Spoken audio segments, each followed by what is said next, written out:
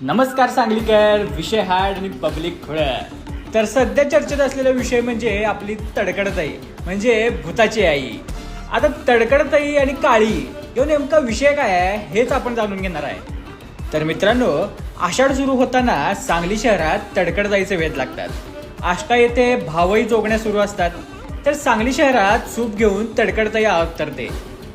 अमावस्येला तडकडताईचे लग्न लागते. पुढे आषाढात 15 दिवस तडकडताई भूताची आई या नावाच्या शहरात आरोळ्या सुरू होतात.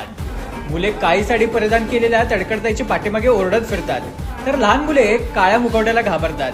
काळी आली, भूताची आई तडकडताई असे चिडवत दिवसभर खेळ सुरू असतो. खरं तर याला 300 वर्षांची परंपरा असल्याचे मानले जाते.